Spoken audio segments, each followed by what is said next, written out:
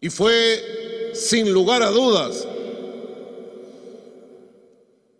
sería una bajeza, una miseria negarlo, el comandante Hugo Chávez, quien rescató a Bolívar vivo, a su ideal, a su imagen, a su nombre, quien lo elevó otra vez, quien lo trajo al siglo XXI, quien nos enseñó la historia,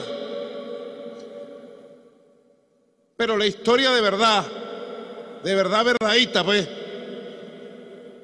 la historia de las luchas que llevaron a que este niño caraqueño, nacido a 500 metros de aquí, ahí está su casa natal, que llevaron a que este niño caraqueño, que dejó una huella en la ciudad de Caracas de entonces, Fabián Moisés, así como ustedes están dejando ya una huella. Ese niño quedó en los escritos de la época como un niño rebelde que no aceptaba la esclavitud y le dolía ver esclavos en las calles, que lloraba cuando veía el maltrato a los hombres y a las mujeres que por el color de su piel eran sometidos a salvajes condiciones de vida. Ese niño rebelde que se opuso a ser maltratado como era costumbre en la época, a los niños que quedaban huérfanos. Ese niño que perdió su padre a los 3 años y su madre a temprana edad. El niño rebelde, el niño huérfano, Simón Bolívar. Ese niño que se hizo joven, lleno de sueños, alegre, que logró hilvanar una generación entera de jóvenes caraqueños que comenzaron a soñar estas tierras libres, sin rey, sin reyes, sin monarcas. Sueños hermosos, toda una generación que se levantó con el niño Bolívar, con el joven Bolívar.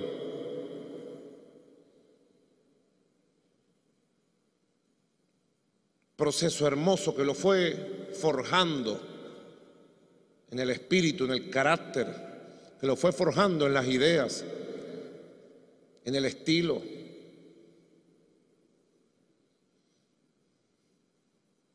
Hay que conocer la historia de verdad verdadita, como nos la echaba el comandante Chávez, como la rescató y la trajo al siglo XXI el comandante Chávez, para entender cómo ese niño rebelde, cómo ese joven lleno de sueños se hizo hombre libertador.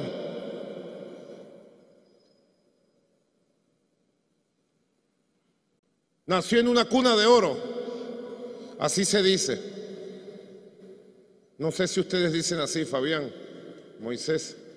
Nació en una cuna de oro porque nació como niño rico. Una de las familias más acaudaladas, los Bolívar Palacios, Ponte y Blanco. De hecho, la mayoría de nuestros hermanos afrodescendientes llevan el apellido Bolívar, Ponte o Blanco. ¿Por qué? Los Bolívar tenían grandes extensiones de tierra. Pedro Calzadilla, presidente de la Academia Nacional de la Historia, y eran dueños de esclavos, de grandes cantidades de esclavos, hacia el lado de lo que son los valles del Tuy, ahora, hacia el lado de los valles de Aragua, hacia el lado de Barlovento, tenían grandes cacaotales. Y entonces a los esclavos le ponían el apellido de su amo. Y si su amo era Bolívar, los esclavos aún llevan, los nietos de los esclavos, hoy libres, llevan el apellido Blanco, llevan el apellido Bolívar. Nació en cuna de oro, pero nunca cultivó ningún tipo de reclamación a derecho a privilegios.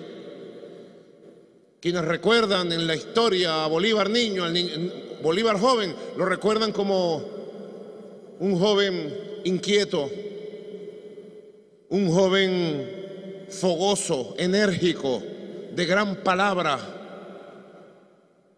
pero no recuerdan a ningún joven, como podríamos decir hoy, echón. No se le echaba, pues, porque fuera multimillonario para la época.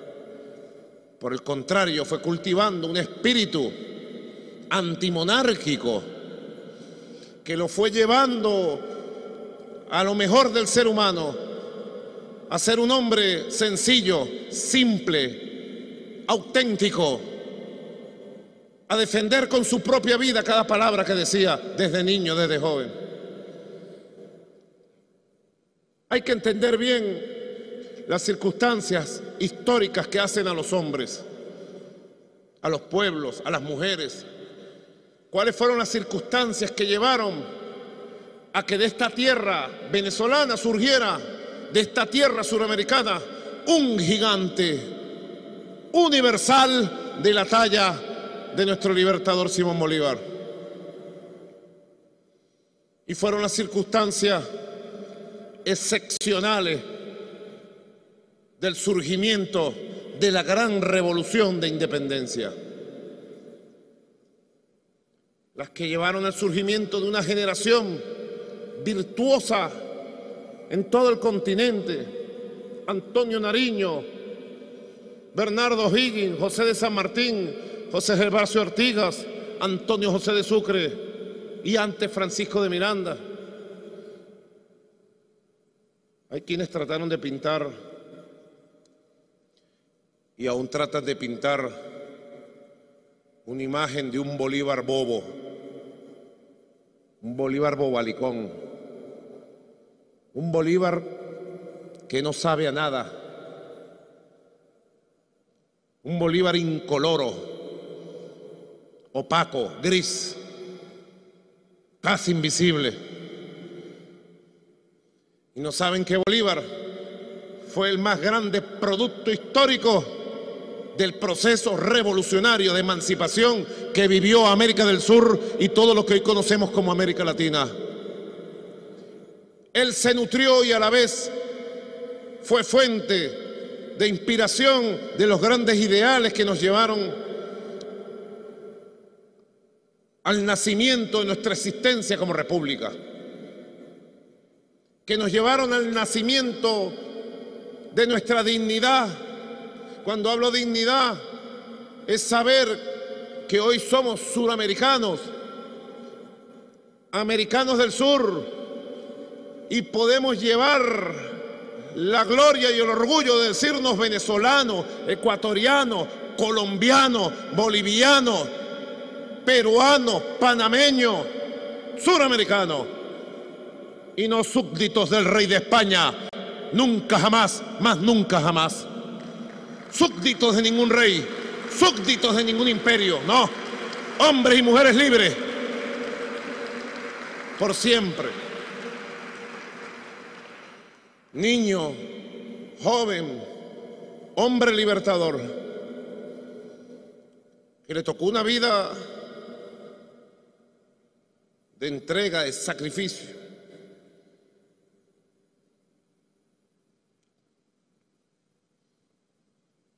Que le tocó pasar grandes vicisitudes.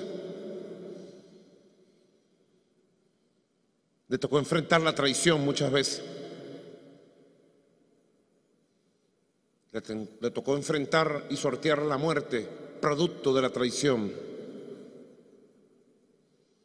Le tocó enfrentar la derrota, a veces trágica.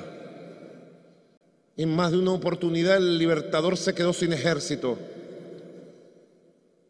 se quedó sin pueblo y nunca dejó de creer en la justeza de su idea de república, de independencia, de dignidad para esta tierra. Al contrario, En cada episodio trágico, dramático, duro de su vida, en vez de entregarse a las vicisitudes, a la filosofía de la pérdida, o desmoralizarse y desmoralizar a los demás, al contrario, se creció, siempre se creció, por encima de los dolores, de las dificultades, de las traiciones que lo apuñalearon por la espalda durante toda su existencia.